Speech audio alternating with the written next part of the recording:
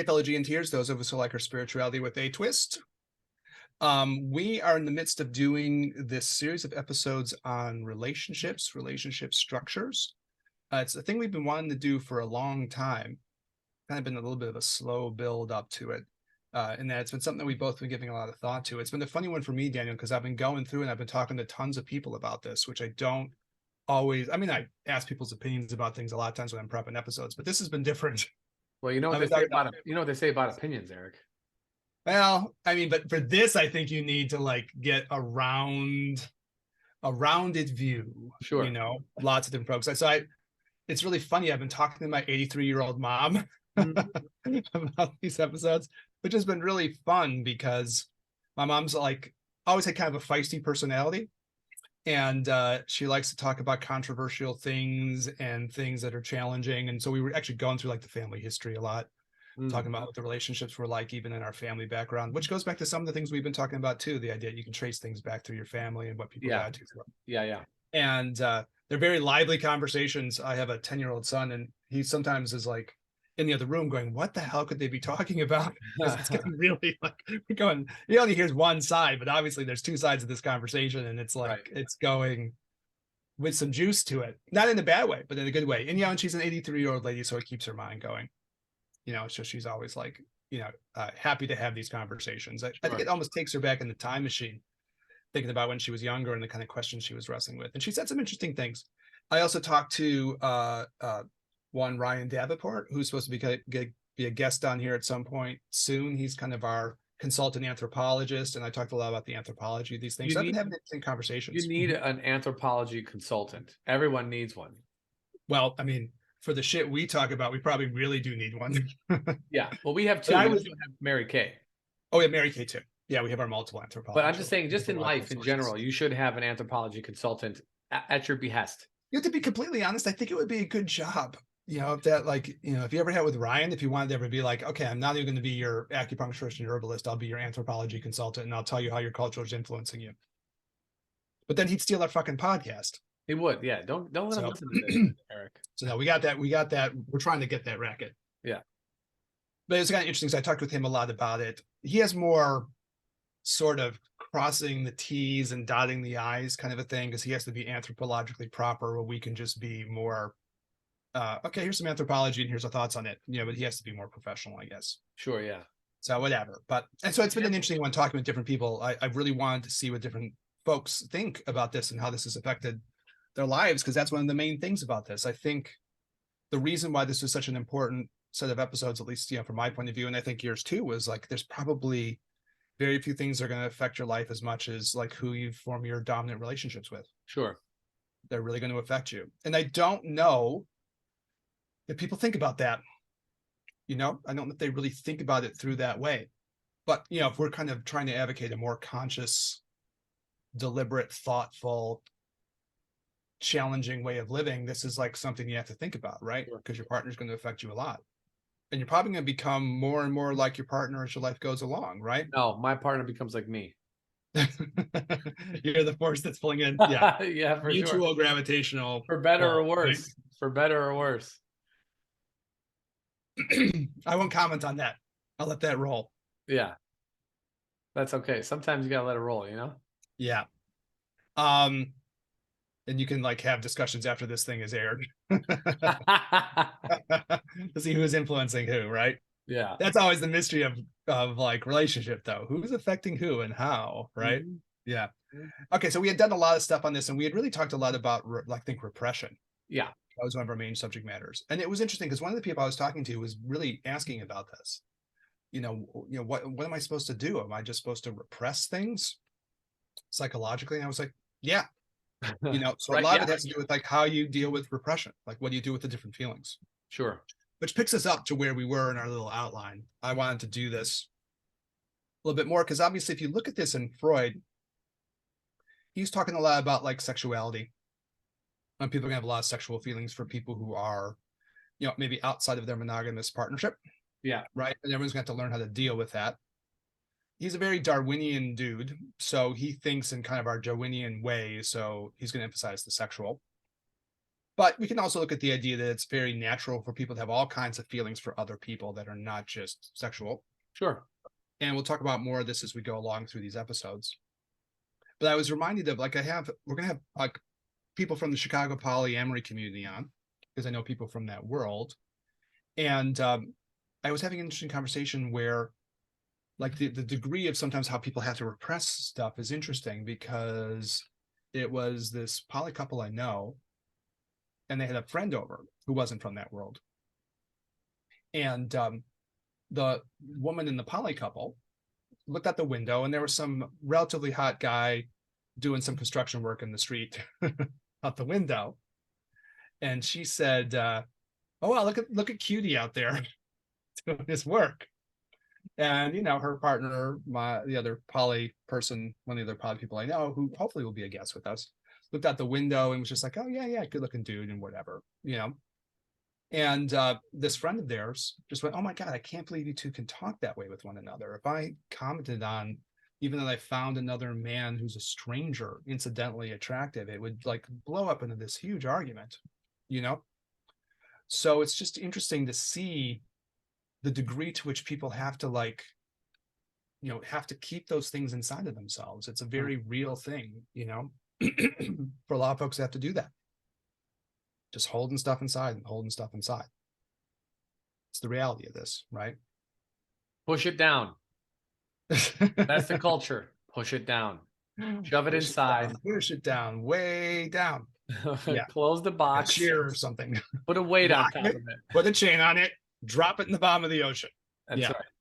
Yeah. Completely Titanic it. So, but that's obviously like a lot of people feel that way. Yeah. So in this repression thing, it's going to be kind of a range of things. And I just wanted to point it out. It can be even small incidental things like that. It's not a huge deal, obviously. Right. But it is something where you realize people kind of are aware of, like, okay, I really couldn't even talk about that in front of my primary partner or something. For Freud, it's sexuality. And then as we go along, we're also going to have conversations of what it means when it's like kind of beyond the sexuality part, where it's like more deeply emotional and things that we probably would call love, right? That people have to repress in some way or another. So that's kind of Freud's take-home message on that. On the biology of it, though, it is interesting. And I wanted to share something from like Christopher Ryan, who's the guy who wrote Sex at Dawn and Civilized to Death. And he has this little bit of research about it. He's a pretty good source. I didn't totally fact check him on it, but he's usually pretty good on the research that he presents. And just as a practical thing, there's a very, deep thing in this repression thing. And I think for two of us medically, I thought it was an interesting one to bring up too, Daniel, which is that there's research on testosterone levels.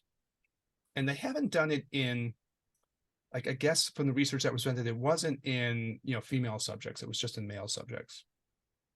But there's this kind of showing that testosterone levels for people who are in long-term, monogamous partnerships will just fall and fall.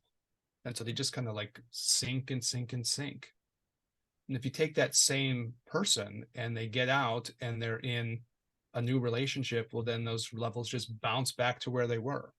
So it's not even like a biological decline so much as it is just the system seems to just change when someone's just with the same partner. The testosterone kind of like falls away. And I don't know what that is, again, in female subjects. He doesn't go into that. I suppose you could speculate it's probably something similar happening. And we'll talk about Ester Perel in a little bit, because she has feelings. She's a relationship therapist, pretty famous person.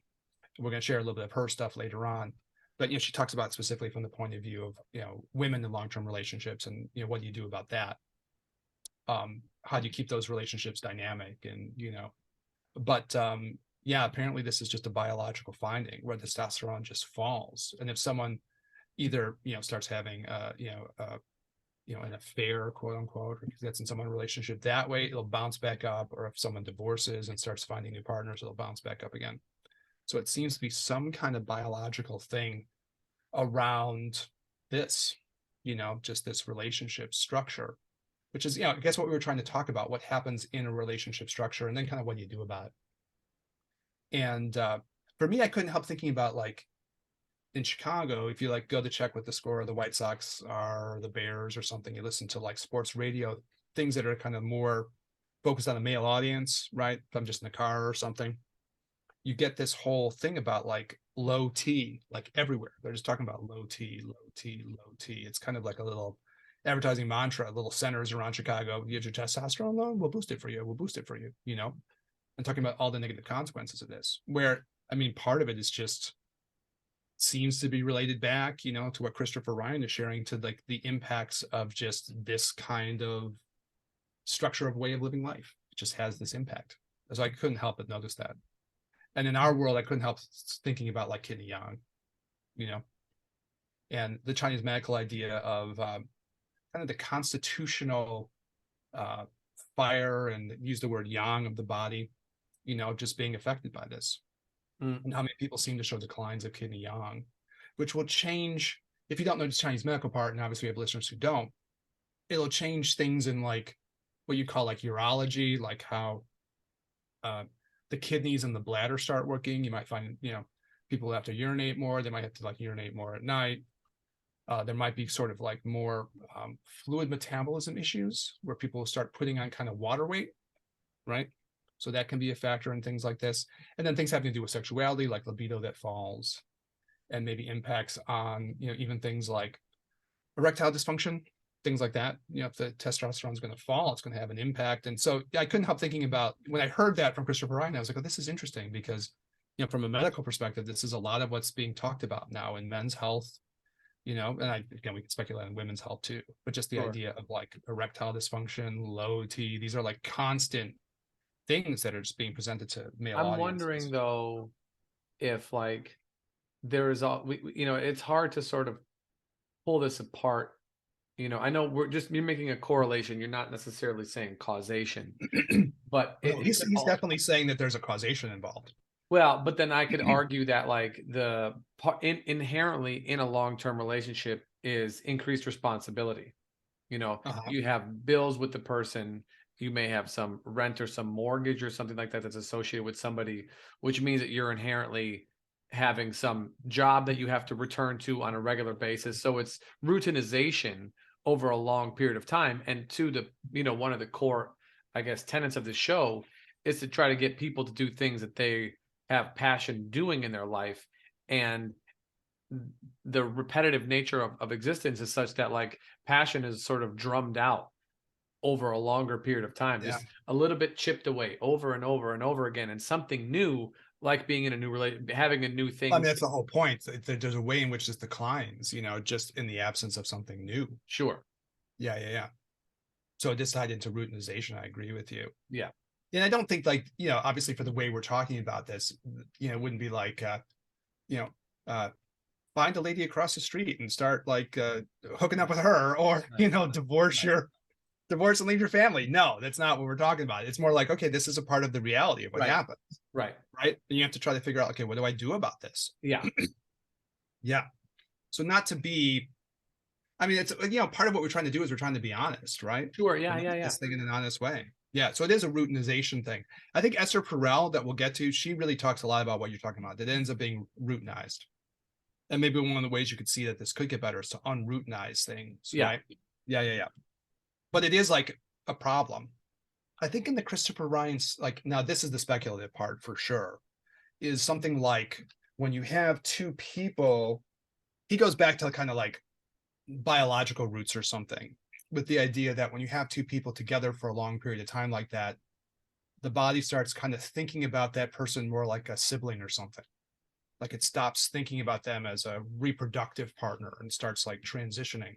And there's some speculation in the book, like that's what stops people from, you know, like incest and things, you know, the desire for that person isn't there, you know, in the way it would be in a non-familial relative or something. Yeah. So kind of like it starts to transition to the fact it starts to create feelings that are much more like sibling-like or something like that. Some of these newer teachers on masculinity talk about this. One guy that I've only listened to a little bit by him, his name is David Data. I think he wrote. Oh yeah, I think I've heard of him. Yeah. And so one of the things he talks about is polarity.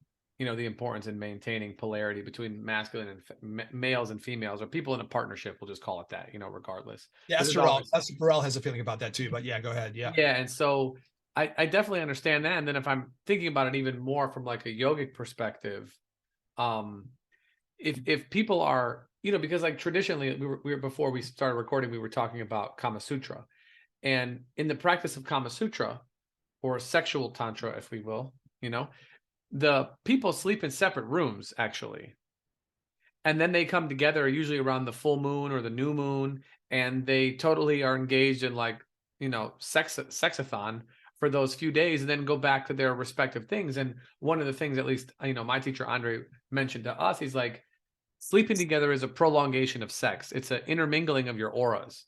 And so that you're having this kind of like togetherness, even if you're not quote unquote together. Like, you know, we have our auras that are around our body, sort of electromagnetic field for those who don't believe in a quote unquote aura, right? But that when that is not reestablished, the magnetism, because we are electromagnetic beings, the magnetism between you and the other being never really gets recharged. It's always sort of there. You know, like it's always sort of intertwined constantly. And then when you intertwine your lives and you bring in routinization and then traffic and all the other stuff, it's totally logical, at least in my mind, that the lack of polarity, the lack of magnetization would be, you know, I guess an answer to all of these. It's kind of like you get like a constant kind of low grade charge, but you don't get the surges of charge that you get, you know, when you experience the person anew or something like that. Yeah. I met this lady within this poly world. We become friends, you know, been out to dinner or something, you know, and she doesn't live with her partner. They never have. They live in the same neighborhood. And she was sort of talking about that idea, you know, she has, and I don't know if she's really even poly or not. I don't know. So I don't know. However she identifies for herself, I don't want to, yeah, but whatever. So she lives kind of in this separate place. She lives in kind of like a communal living thing in Chicago, which is kind of interesting. She's kind of an outside the box person. I always like people who are a little bit different. So she sort of lives in this kind of like urban commune setting where she has one space and they sort of share other spaces together. And I thought that's interesting, you know. And she's done some other interesting things with her life, you know, like backpacking around the world and stuff. I like people who do interesting things. Anyway, so we were talking about this whole thing, and she was just saying, yeah, we don't live together. And I think a little bit is that, you know.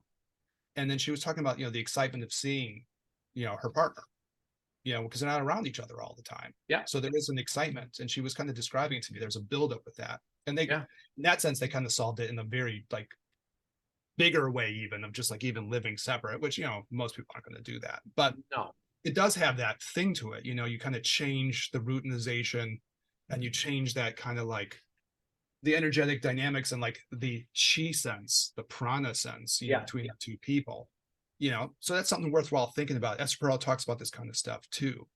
But to me, I think it was just important, just like, yeah, there's a biological reality to this too. That's medical, you know, and really what you're talking about is losing like potentially yang.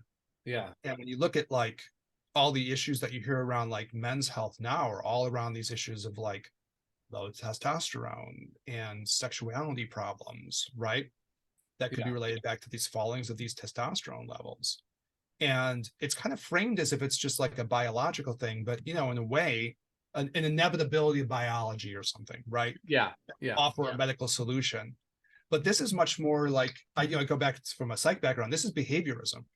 This is how, you know, like psychology behaviorism, how behavior affects the biology of the body, right? And, you know, you put people in certain situations and the internal biology within that person will change. So it's just something to be aware of, you know. And, you know, if we go to our Chinese medical part, it might be just like, okay, let's give you, there's a Chinese herb called horny goatweed. That's right. Let's try to just boost up the yang of the body, which is probably going to be boosting the testosterone. You know, you give Chinese herbs and these hormonal levels change.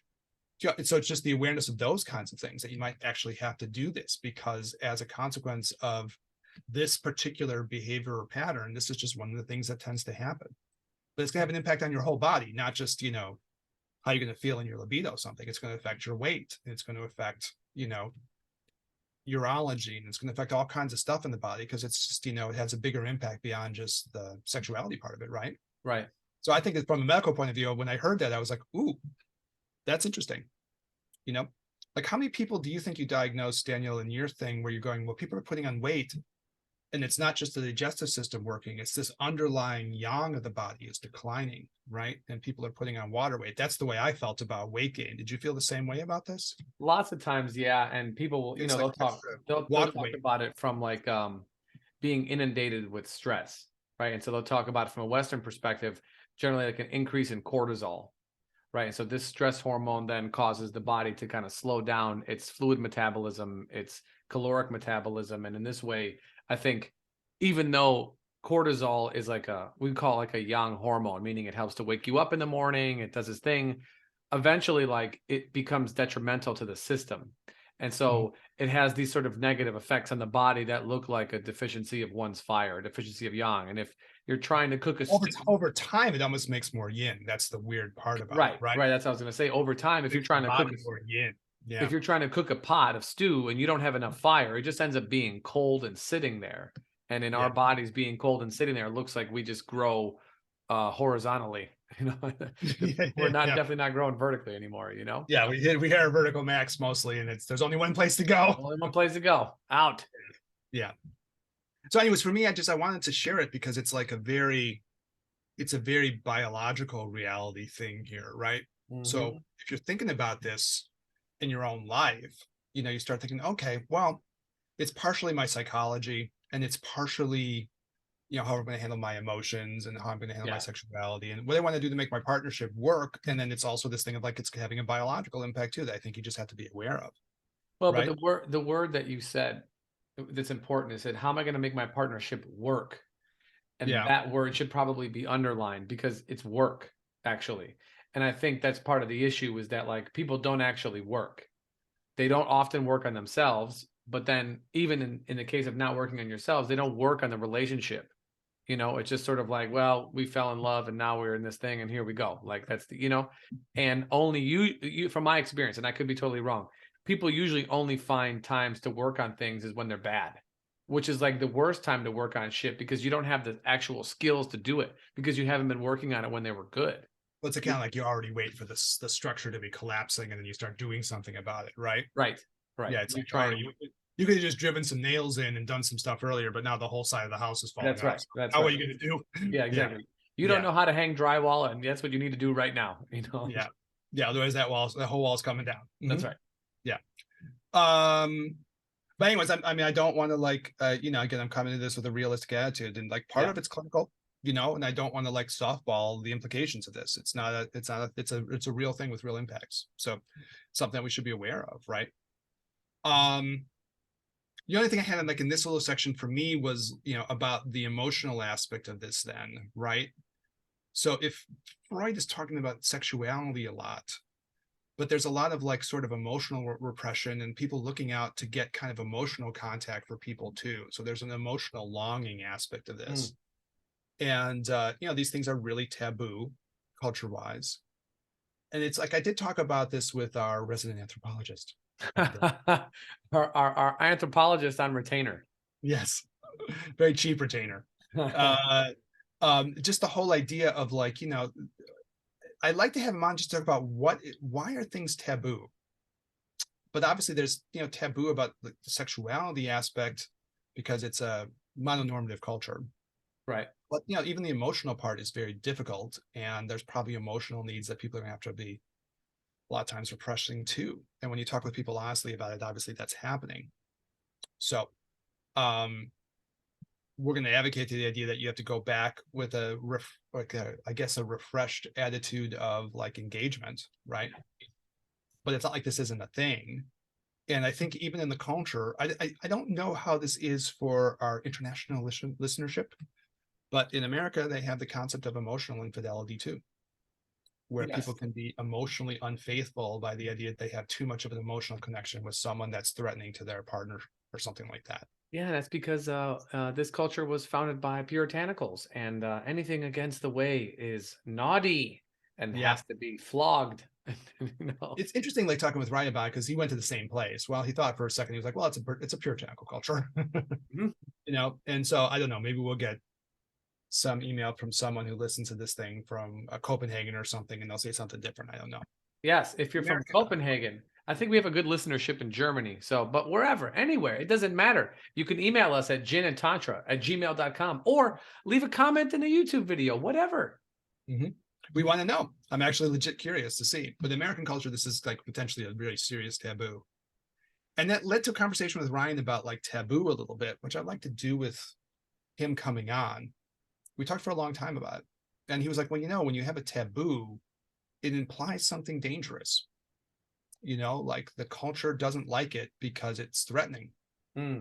So when you actually have, because, you know, I already put the word taboo in the notes, and then he and I were talking and we started talking about taboo, and it was like, oh yeah, for some reason this is really threatening, and it's threatening usually beyond like the individual level. It's threatening on some level that's more transcendent. It's culturally threatening for some reason. Like it's really important for some reason culturally that, you know, things be a certain way. We're talking about relationships. It could be other things too, whatever it is. Culture has an idea of how things are supposed to be. And when things are threatening and taboo, there's something that's being challenged, you know? So I guess we'll speculate more on this as these relationships go forward. But I thought, you know, that's an interesting kind of a point.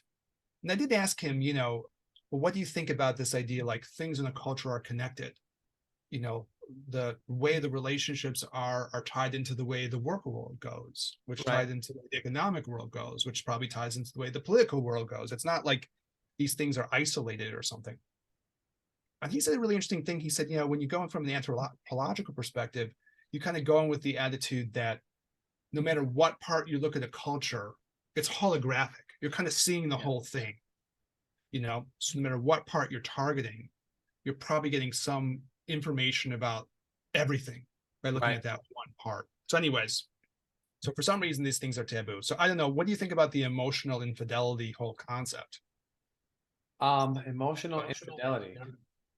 You know, listen, I think it would be naive to think that people don't have desires outside of their primary relationship partnership, right? And that it doesn't matter what that looks like, you know? I'm assuming it's with the human. If you're in love with a teddy bear, like whatever, you know, or your car, that's different. But let's just say it's with the human for argument. Materialistic culture. You're in love with your car. You're in love with your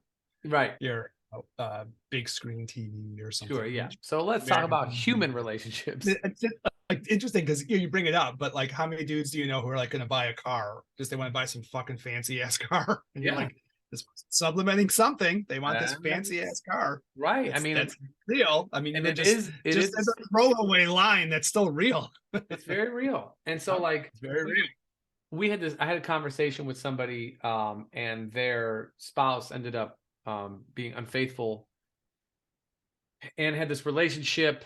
And long story short, like he was hoping that the other person who the spouse had the relationship with would eventually apologize to him for sort of breaking his family apart. And while on one hand, I could totally understand that you want, you know, and the person fortunately or unfortunately is still in the life of this former spouse and of the child. So, you know, it is what it is, right? This person just kind of like Brad Pitt, Angelina Jolie left. Yeah. Exactly. Jennifer Aniston, is that her name? There you go. And so we were kind of like, and you know, he has definitely some feelings around it, which he's certainly entitled to his feelings of wanting some retribution, justice, whatever. Okay, fine. Well, he was sharing this, you know, in a group with a group of us, and everybody's response was, "Why? Well, who owes you anything?" And my point was that I said, you don't know what your former partner was sharing with him, the story that she was telling him. And because of that, you don't know what his perception of your situation was. And there was a guy there who was a smart guy, psychiatrist, said she would have replaced that with another person, with alcohol, with pharmaceuticals, or with work, or with things. But something would have filled that gap. So when we're talking about these things, I think all of those things are absolutely part of the society and part and parcel why commercialization and wholesale in general of everything is so popular, because it is filling the void of all the things that we are unwilling to look at. And therefore we take our attention outwards and fill it with stuff that we could purchase, because it's a hell of a lot easier and certainly a lot more rewarding to buy something that's not going to talk back to you, you know? So I think, going back to your question about you're muted though, Eric. It's also culturally approved. Culturally approved. It's a culturally approved way of filling in gaps. It's essentially a culture. If you get to the gist of what Freud is trying to say, which was the start of the conversation, is this is a culturally okay way of sublimating. Correct. And you can sublimate into material objects. Yes. Right. And the culture is probably designed to have you do that. Yeah. On some level, right? That's the structure of the culture. And to so, take your unrealized or unfulfilled aspects of who you are and sublimate them out into material objects. And so then to your question about the emotional infidelity, I mean, where is the line? Is the line regular texting? Is the line sharing your life? Is the line sharing difficulties? Is the line sharing positives? Is the line sharing work? Is the line sharing poetry? I mean, where is the line? Right. Well, I should be straight up for myself. Like, we'll talk about our own attitudes towards these things in a separate episode. We weren't going to do it here. We just wanted to talk about stuff, but I don't believe in this thing. Yeah, no, there's a thing called emotional infidelity, but the culture believes in it for sure. The culture believes in it for sure. Yeah. Mm-hmm. And I don't. Why do you think that is, though? Why is that? Like, what's the taboo there? Because at some point people believe that it's going to lead to something physical or something, and the physical is so taboo. It's a gateway drug or something. That's the reason why. Which they're like, oh God, no, you can't. You know, like it's you know. And look, on some level, if you're, you know, based on your level of responsibility and the commitments that you've made to people, yeah, you're breaking that commitment. So for sure, and that if it's not consciously accepted by both parties, then it's unfair. We're playing two different games now, and we cannot play two different games because that's not what we signed up for. If you signed up for that, then by all means, do your thing. And so I think this idea of we'll get to our feelings about this later on, but like most people don't know what the fuck they're signing up for at all. No. So I will continue on in the episodes. I promised myself that I'm going to save my personal impressions for later on up the road. But I have to say honest about this. I don't think people go into these things with any sense of what the fuck they're doing at all. No, to be honest, you know, for the most part. I mean, I'm fortunate to have a lot of very close friends, and what's the difference? What's emotional intimacy with my male friend versus emotional intimacy with my female friend? I mean, what does that even look like? You know, so like you can have a friend who's a dude and he could tell you about his tough days and his, hard times with his wife and cry on your shoulder. But if a woman was to do that, well, someone would say, "Oh, Eric, how dare you? Does your wife approve of this thing?" Well, why is it bad when it's a woman, but acceptable when it's a man? Yeah. Well, you're right, because there's a thread of some other level of like tabooness. Yeah. All right, so obviously, and it's funny because Freud wrote books where he just had like taboo in the title of the book. That's taboo. Taboo. It's taboo to have the title in the book. It's double taboo. Not only now you're even throwing it in our face, Freud. Yeah, leave us alone. Yeah, come on, be a little bit more psychologically crafty. So, all right. So, anyways, that's just some of the stuff that we wanted to do there. Just with the idea, there's going to have to be a certain amount of repression that's going to have a certain amount of consequence. A lot of Americans are really lonely. So, there's a lot of loneliness, and people probably not only repressing sexual needs and romantic needs, but just emotional needs just in general. And then that leads to somatization and damage to the body and kind of damage to the spirit. It's a lack of connection. It's a lack of connection to love. It's a lack of connection to source. It's a lack of connection to healing. Because if, love heals everything and you don't have it, then you're going to be in a place of needing it all the time. And those wounds are going to fester without a doubt. That's it's the whole repression problem. It doesn't go away. No. Right. So what's the conclusion as we kind of wrap it in, okay, so if we accept the idea that there's going to be a certain amount of repression, and I talk to different people about this, and they're like, yeah, okay, that's okay, right? If you value the relationship and you value the person, and I definitely talk to people, as I was doing my little homework on this, my little sort of individual clinical research project on it. You talk to people like, yeah, well, you know, you can get honest answers from people. They're like, yeah, okay, I know I have feelings for other people. Probably I have feelings for other, you know, there's difficulties in this, but, you know, I value this relationship. I value this person. This is what this person needs. Yeah. Here you are. And so totally respect that, right? You know, that's the decision that you make. So the only thing I guess for our thing would be to be aware of this, right? You have to be aware that this is a thing. And there's probably like part of what Freud is saying is going to have to be like kind of a sublimation aspect. Yeah. Right? Where you're going to have to take some of this energy, recognize it in yourself. Don't just repress it, repress it, repress it. That's kind of the things that are unconscious will come back to bite you. You don't want that, right? You don't want the unconscious things stewing, because they don't go away from what you were saying, Daniel. They just stew and stew and stew, right? And they probably get bigger and bigger as they stew. So you have to come up with some kind of outlet for this. And in general, it's kind of like the idea is in this psychological framework, this way of understanding things, sublimation, that you go through and you direct these energies someplace else. So you come up with, you know, other emotional outlets. You come up with other ways of directing your, you know, maybe aspects of your sexual feelings someplace else or something. You just figure out how to do that so it doesn't kind of like stew inside of you. And I think a lot of this in this part of the world, and we're going to do something where we talk about Carl Jung, and he's probably even stronger on this. But I think the idea is still there that some of this might be in things that are creativity. Some of this might be things that you put into your spiritual and meditative life. Some of this might be things that you put in other places. You don't let the energy just stew inside of you. You recognize it for what it is, and you come up with other ways of directing it in ways that are positive. And probably a lot of that has to do with creativity. So, you know, keep a journal and write would be like Carl Jung's advice, or, you know, throw it into some art and, you know, paint some pictures. Even if you're not a painter, fuck it, paint some pictures, you know, or even if you're not a writer, write some shit down. Or even if you're not thinking of yourself in that way, come up with outlets for these things, because it'll help you take these emotions and direct them into more healthy ways. It's funny, I have like a kind of a personal anecdote with this with my dad.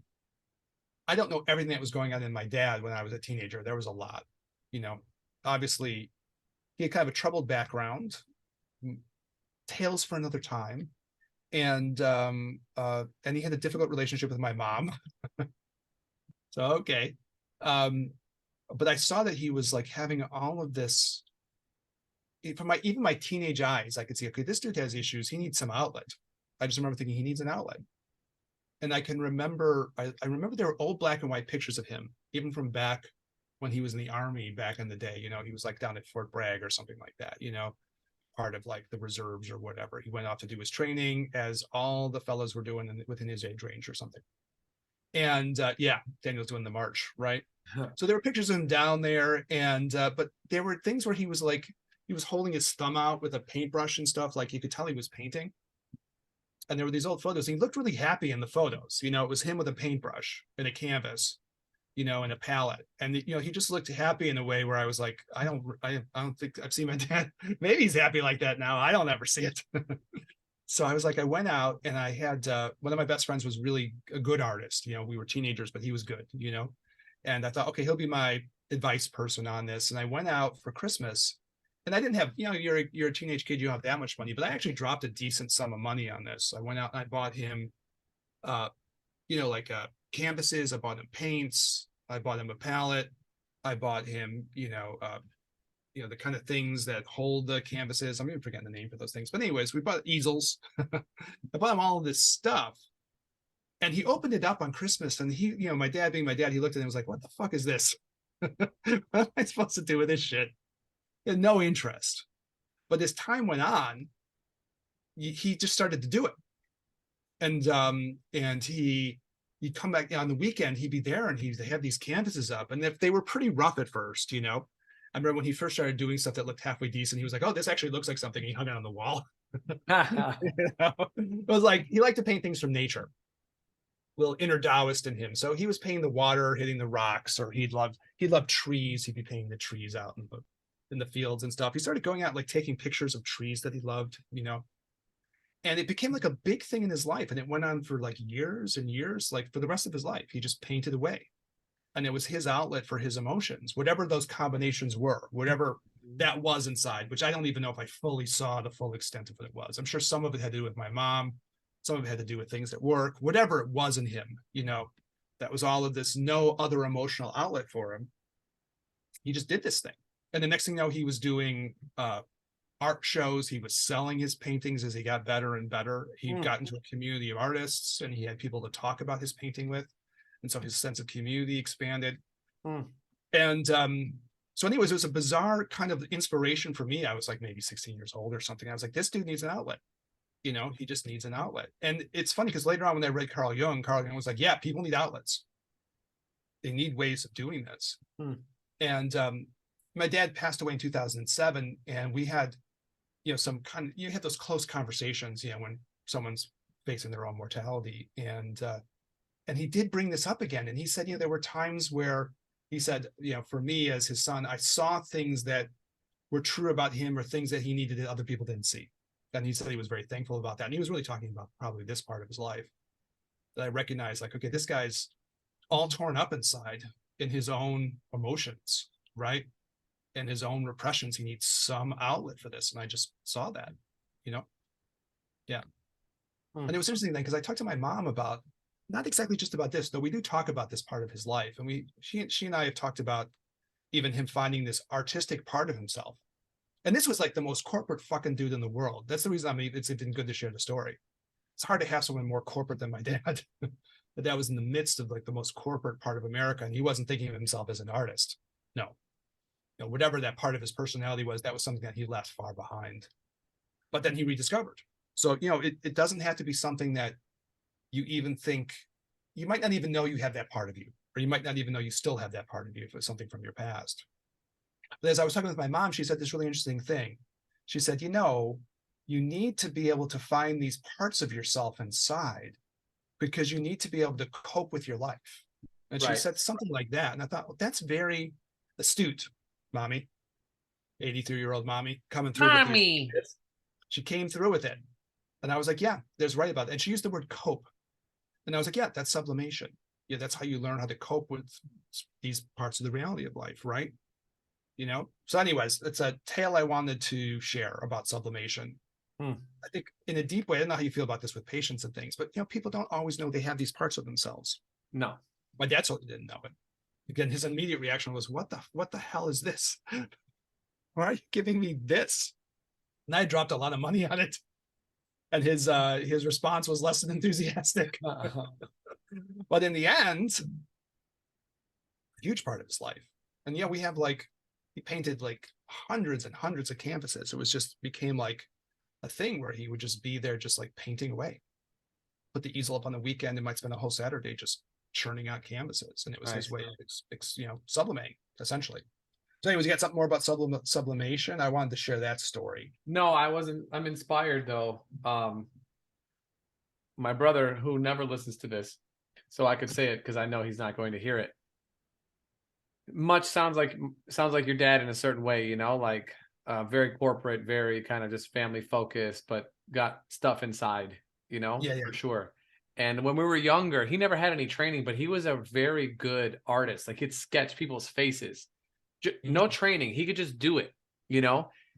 And his birthday's coming up. And I am looking right now. I'm going to buy him a sketch, you know, kit, you know? That's good. Yeah. That's good. Maybe that'll help him. And then I won't have to ram his head in the ground trying to open his mind up a little bit. Oh. Tough love or artistic love? Let's choose. You choose. Yeah. Yeah. No, so I think it's like a funny thing. I think, again, we'll do stuff on Jung because we're going to talk about Jung's attitude towards relationships too. Yeah. But, you know, basically, you know, he did say like people have to find these creative parts of themselves so they know how to sublimate, so they can deal with their emotions. It helps you cope with your life. Okay. The other part was the part that I think you just brought up, Daniel, just in your spontaneous way of like, I put it as optimization. You know, what do you do to optimize things? There are certain challenges, and no matter, we're going to talk about different ways of like relationship structures. No matter what, there's going to be challenges. Right. There's going to be challenges in life, no matter what. For sure, yeah. Yeah. So the person I wanted to reference here was like Ester Perel. who's a real famous kind of relationship psychologist, and probably known to some of the audience, maybe. I don't know. Are you familiar with her at all, Daniel? No. Ester Perel. Okay. She's like a pretty well-known person, and she has this book called Mating in Captivity That's and my favorite Erotic kind of mating, by Intelligence. the way. So repressed. Well, that's another way to express yourself, right? Get a little adventurous. But she would say, she'd probably agree with you, right? But she basically talks about the idea of like, what are the challenges of being in long-term relationships like this? And how do you keep the things kind of vibrant and alive? And she says, yeah, you're going to have to put in creative work in that way. So no matter what, you have to show some creativity, whether it's in your partner or with yourself, or maybe both, right? But she raises a lot of the same points, I think, that we were kind of hitting on earlier in this book. So if this is something that you're curious about, we're talking about the subject matter, you want to read something a little bit more, Mating in Captivity. And I guess I listened to books more than I have time to read them. I did listen to the whole thing from like a clinical point of view, because I'm interested in clinical stuff. We're clinicians. But I was going to listen to part of it again, and I just didn't have the time to do it. But I can kind of summarize some of the major points with this, where she was just saying that the structure itself is very static, right? And so if you look at it in terms of like Chinese thought, Taoist thought, it's very yin, it's very static, and it gets very yin in its stability, and what you were using like routinization or something, Daniel, right? Become like a very static thing. So you need to come up with ways to add more yang and more dynamism. Yeah. It's an interesting problem of life, because people need stability, they need nourishment, they need the qualities that are yin. Sure. Right? Like you need those things. It's not like those things don't have value. They do. But on the other hand, things can get very, very yin. They can be very, very static. Talking with our resident anthropologist, Ryan Davenport, he was talking about this aspect too. That there's like a kind of a static problem. There's a lack of dynamism problem, however you want to phrase it exactly. Sure. So he was just talking about, I think, just looking at just, okay, so what does this mean culturally? Like, what are the ups and downs of this cultural framework? And it's very yin, it's very static, and it's static over time, and but that can be too much of a thing that's necessary. You need nourishment, you need stability, but it can be too much of that. And it was kind of interesting, because it led to this kind of thing where he was talking about staticness, and it led to kind of a conversation about needs. When you have a partner and they're addressing your needs, you don't always want them to change. Sure. Right? Because if they change, they might not meet your needs in the same way. And that was an interesting twist in the conversation I wasn't expecting to get to. But as he and I were talking, I went, that is an interesting question, because there is a needs thing. And then there's almost maybe a bit of a pressure to keep the same version of that person, right? Because that's the person that meets their partner's needs, So I was like, I wasn't expecting to go that place, but I thought that was pretty interesting, It sounds like a kind of a negative form of unconscious attachment, in a way of keeping somebody in the same place so that they can serve you, and maybe again, it's not conscious, but I don't even know if it's necessarily I don't even know if it's necessarily meant to be a dark thing. I think it's just more like people have needs, and they get these relationships based on when the needs are met, right? And there's a fear if that person changes, then they won't meet the needs in the same way. But you obviously are putting out the dark side of it, right? If it's really dark, then you're trying to stifle the other person potentially, right? Yeah, it might not even be conscious though. Yeah, I think that's true. As I'm saying, like it might not be coming from a place of, oh, I'm going to put my thumb on this person, Yeah, I think that's true. But like, and that's why people are resistant to change, because it might not be what they had anticipated or what they expected. Well, we were talking about like, in a way, I think he was saying it from the point of view of like, everything has to change and grow and develop. Things can't stay the same. So the expectation that this person's going to stay the same person isn't very realistic. No. And I was like, okay, that's realistic, what he was saying. And then I also was thinking, well, there's also that needs problem. Part of what brings people together is it makes them commit in these long-term ways. They think, well, this person's going to be a person who's going to meet these needs in me. But that my person might change. Those needs might not be met anymore. And that's probably scary and intimidating for people, whether that's conscious or unconscious. Do you agree with that, what I'm saying there, Daniel? Yeah. I hadn't thought about it that way, but I thought, well, that's an interesting, like it kind of grew naturally out of the conversation. And I was like, okay, that's an interesting point. I wasn't thinking about it exactly in those words. It's kind of something but I had never said it out loud exactly in that way. Sure. And you and I have had conversations about even what it's like to go through like psychospiritual changes. And that's challenging for partners sometimes, Yes. But they're like, well, this person's changing. That's a little scary, right? It is, because you develop a vibe together. And the other person can be fearful that change might not just meet their needs, but then they might not meet your needs. The other way around. You know what I'm saying? And that could lead to the dissolution of the partnership if you look at it one way, or if you look at it in a different way, it's like, well, it's time to level up. It's the point where like both people have to like grow and change in order to be able to be supportive of one another going forward. It takes dynamism from both sides. Yeah. It's a kind of funny thing. Like like the first time I did one of my longer Zen retreats, and we probably talked about this before on the podcast. I can't remember. Probably was a long time ago, but they had warned me, you're going to see people in your life and you're going to freak their shit out. And I didn't take it too seriously. I was just kind of like, okay, I mean, you're telling me this, that seems like an exaggeration. But they were like, no, it's really going to be a thing. You have to be really aware of this. So they were kind of like putting a lot of emphasis on that idea. Like the minute you leave this retreat and you see someone especially if it's a significant other, someone important in your life, just realize that you're going to be different to them and it's going to be scary to them.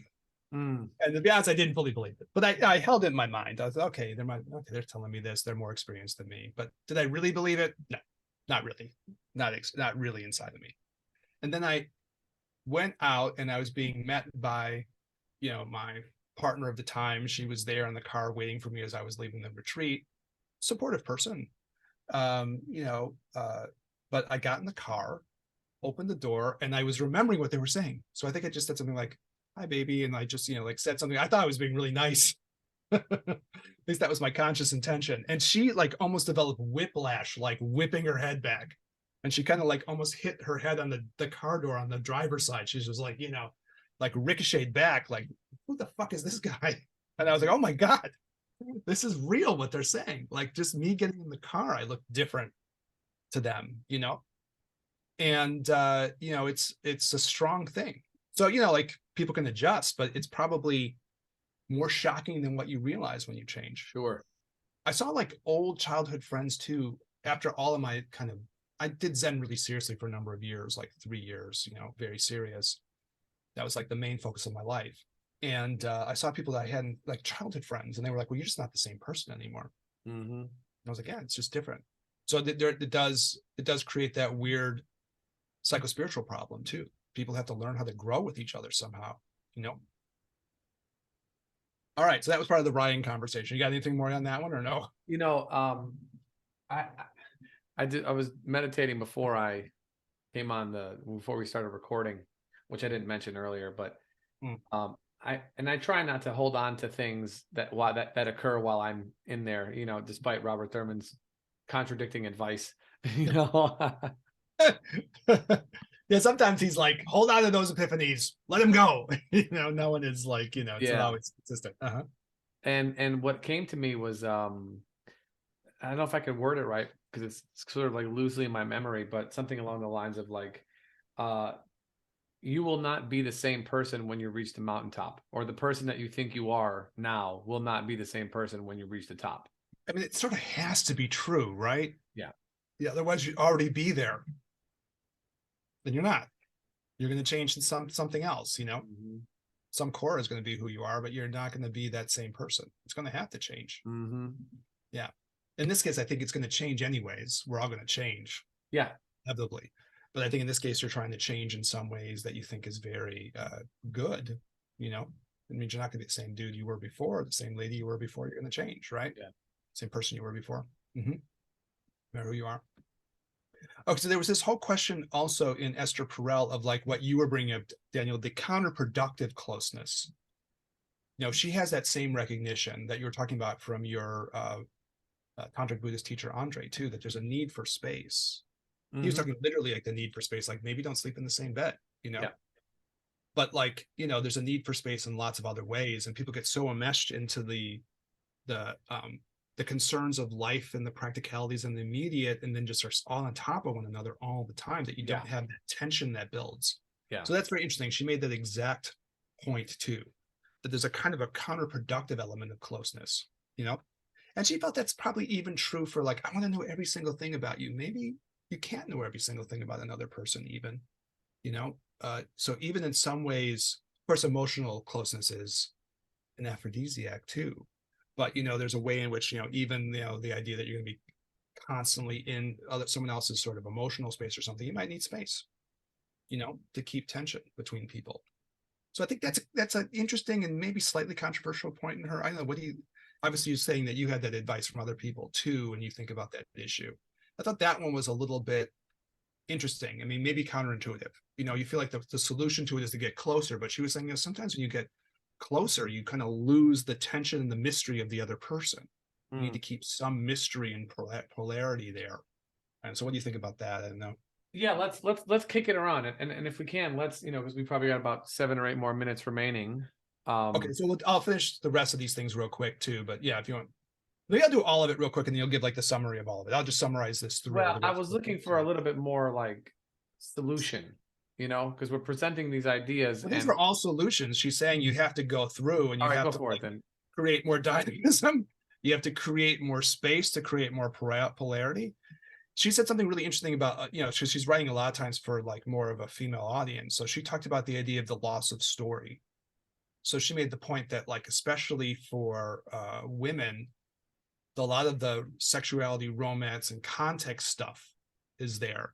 So women appreciate the context of the story of the relationship, probably more so or something. It's the point that she makes, which is, like kind of an obvious point, but like one that was worthwhile saying. And so she says a lot of women get bored in relationships much faster than men, which might seem like intuitive or something, or counter to the stereotype. But she's like, no, basically, probably it's the women who get bored faster, than men do. And because there's this context element, there's another sexology person named Emily Nagoski who talks about this too, talking about women's sexuality. She has this book called Come As You Are. It's a pun. But the whole book is on, sort of women's health and sexuality. It's a good book. And, she talks about this element too, that the research seems to show that there's a context element, for how women feel about relationships and sexuality. And if you lose that story element, if you lose the dynamism of the relationship going someplace, so you have to come up with kind of a story for where the relationship is going to engage both partners, right? And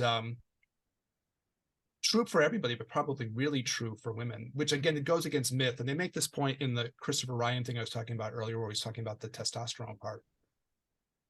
I think there's a kind of a myth in the culture that women are more designed for monogamy, but that's not really true. Right. Like, no one's especially designed for anything, probably, right? Yeah. And you just kind of go through, and you're going to be in the relationships that you get into and the way that they are. But the myth that women are intrinsically more wired for this, no, that's Perel's like, no. And I've talked with other women about this too. I want to have Anna Gramone on, who's another person in the Chinese medical world, but is specifically doing things for women in terms of women's health, sexuality, and so on. And she's like, yeah, this is something you have to acknowledge, that it's not obvious that anyone's wired for anything, right? But so the whole idea of creating kind of like more story, make sure that you keep re-engaging the relationship and keep rewriting the story. All those British novels, and when people get married, the story just ends, because all the drama is before that, right?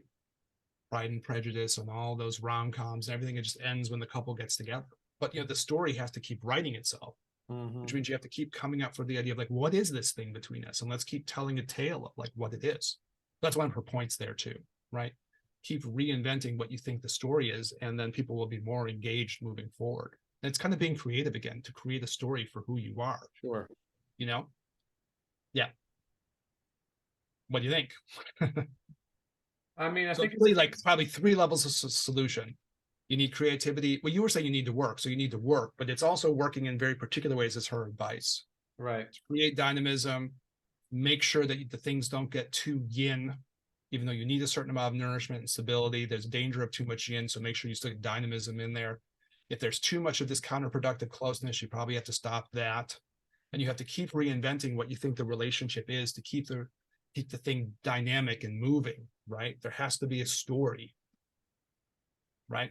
Those rom-coms, those old Jane Austen novels, they have a story of the couple coming together, right? But the story has to continue on. You need something to keep that going. And her point is especially for women. They really need to feel that there's some dynamism of the story going forward. Otherwise, they'll lose interest essentially, right? Now, I think the question I have, it's in my mind because I'm thinking of somebody, and when I post this episode, I'm going to send it to them, which I don't normally do, but I will.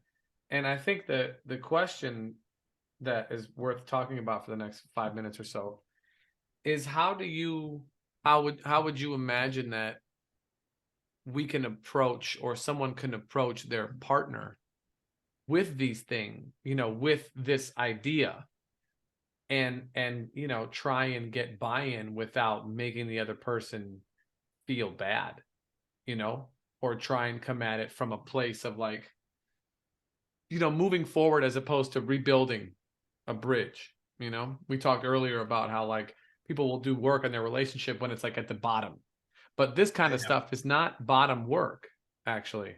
No, this is ongoing. Yeah. This is the way that you keep maintenance going, right? Yeah, this is the work. This is the daily routine, right? Yeah. Yeah. Yeah. Well, I mean, we'll talk about our own life and our own problems and wherever we want to at some point. These are kind of not my problems exactly, because I'm not in exactly this. I mean, I think it's something where if you're individually proactive on this, maybe you don't even have to get buy-in from a partner. If you just start doing that's what I was going to say. If you just start doing stuff, it'll probably just change because you'll start putting different energy in. Right. There's another one, and I'll talk about maybe more up the road, but they bring up this thing they call like the heart model, which is a way of thinking about, how you try to optimize relationship stuff. I didn't include it in these notes. I thought it was something we get to later on, but you want to be here. So you want to be present for the other person, but not in a way that's counterproductive, maybe. Not just in the way like we're making plans, we're doing this. You have to be there for the person in a way where it's not just the routine of the day or something. That's the routinization problem you're talking about, right, Daniel? Mm-hmm. So you have to have moments when you're there for the person where you're just kind of there for them, not there for them while you're solving some other life problem or something, like what we're going to do about, the fact that the garage needs to be reshingled or whatever it is, like to be there for them in another way. You have to like express enthusiastic engagement with them. You have to try to attune to their emotional state. Like there's advice you can give about this. And probably if you just start working on it from your own side, right? Yeah. So maybe you don't have to do that. Does that make sense to you? No, that's been kind of my experience. If you just initiate from your own side, probably you'll have an impact. That's what I was going to say. Right? Yeah. There's one person in particular who I'm going to send this to, and this is who I'm literally viewing him in my mind, thinking of his relationship and some of these conversations that him and I have had as of late on this topic and how to do this, which is why I wanted to have this part so that we can end the episode. Yeah. On a high note. On a high note. Yes, it's doable. On a high note. Synchronistically on a high note. There you go, right? Yes. Yeah. So I think that, my own sense of this is, and if the person doesn't respond, they don't respond. Okay. Right. Yeah. I mean, but you did your due diligence. And so I think these are things that you could just decide on your own. Sure. You still have to be there for the person and the practical problems that people need, but the idea is what? Like you kind of go and you realize, okay, so if we're smothering each other, let me figure out ways of creating space where we can get some more of this dynamic tension in our relationship. If you want to follow the Ester Perel advice. Sure. Or, maybe start thinking, okay, who are we now? And what's the next part of this story between us? And I could just start infusing that into the relationship. And that probably will affect people. Yeah. They start to feel like, oh yeah, we do have a story together, right? Yeah. What's the Rumi thing? Like write your own myth or something, but now you're writing a myth that you share with another person. Yeah. No, I think that's right. Yeah. I mean, that's how You know, yeah, okay, yeah, sorry. in my notes, I have it co-creating a continuous story or co-creating a Yeah. continuous myth. I But think that's right. it's continuous. It's not reflective. It's actually it's proactive, not reactive. Yeah, so you can project into the future and see where things are going. Yes. You know what, the funny other thing that came up with this relationship stuff for me too, and I don't think Esther Perel uses this language. To be honest, I think a lot of people more in the poly world use this language, but they say like everyone has their own love language. The love language, yeah. And so I'm sure all kinds of people use it. I think I just heard it there being dropped more. Yeah. So maybe that's something to figure out too for that person, because that will be part of what will make the story meaningful for them. Yeah. It's also kind of maybe how you give the kind of closeness that the person needs, so their needs feel like they're met and taken care of. Right. So then you can move on to other things even, right?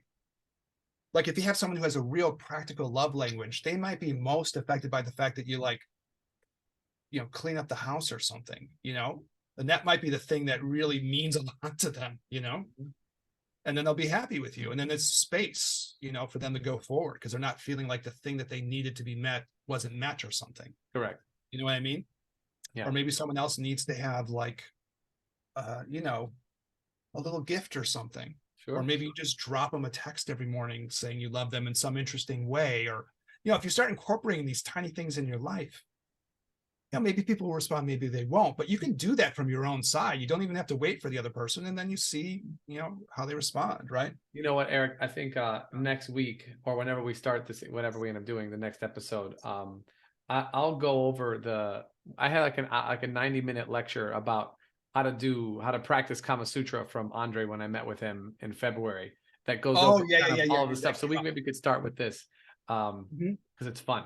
But anywho's, any last parting shots? Because we have to. Yeah, we got to call it, right? You got to get out of here. Yeah. So, okay. So I think we did this justice for the things that we needed to talk about, right? Yeah. I didn't do the whole hearts thing, and you got the Kama Sutra stuff to talk about. So we'll see where that fits in, and we'll just drop it in where it fits, right? Drop it like it's hot. It is hot. Kama Sutra. That's all right. So, okay, cool. Yeah, we'll figure all this stuff out. Thanks, Daniel. That sounds good to me. Well, as always, Eric, thank you so much for coming, hanging on, chatting, doing the thing. 3 years strong, 3 years long, as I like to say. we don't measure in distance, we measure in time.